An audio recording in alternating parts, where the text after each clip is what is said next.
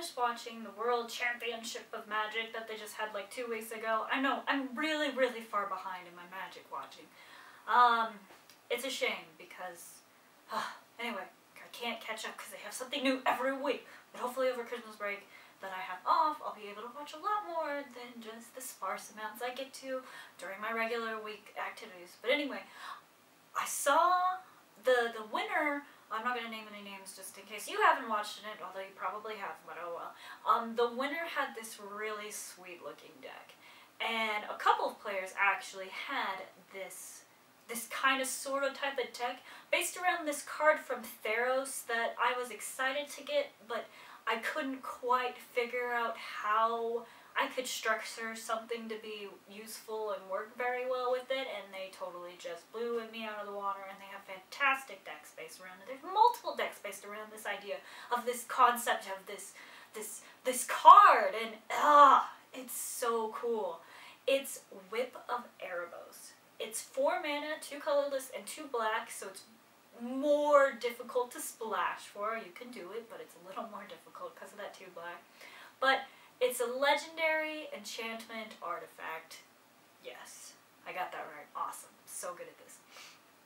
So what it does is creatures you control have a lifelink, which is insane, especially when you know those aggro decks and stuff that you play against. If you can get this out on turn 4, you're basically winning the game, because aggro decks usually can't handle you gaining any life whatsoever. 0 to 20 is their goal, and they can't do much more than that. Burn decks, same thing.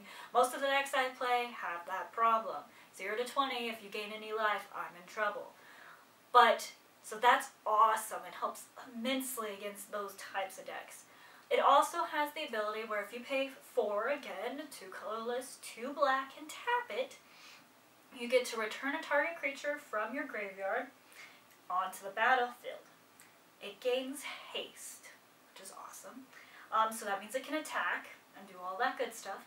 At the end of that, you do have to exile it, and or if it would leave the battlefield, you have to put it in exile, blah, blah, blah. And you can only activate this as a sorcery speed thing. But what it does is you don't bring back just regular creatures. You use it to bring back creatures that have an either, like, when they enter the battlefield effect. Oh, like for, say, instance, freaking Hornet Queen. Whipping one of those suckers back is awesome. Because usually your opponent has to deal with it the one time, and it's difficult for them to deal with a 2/2 flying Death Touch and 4/1/1 flying Death Touch.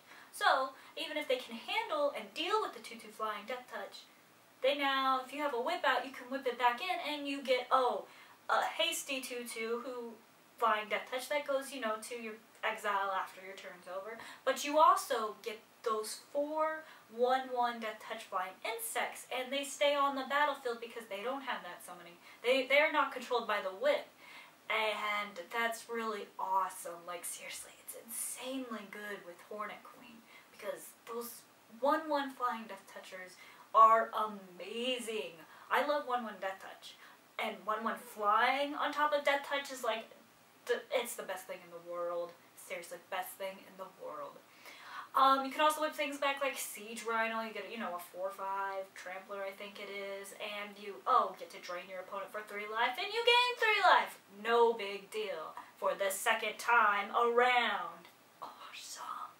So yes, you can also use it to whip back things like, a Doomweight Giant if you have, you know, some things you need to kill off that are 1/1 creature tokens, like goblins, or else best soldier tokens. Just kill them all by whipping back a Doomweight Giant and swinging for 4. No big deal! It's awesome. I really, really, really like this card, and I really, really, really want to build a deck so that I can play it.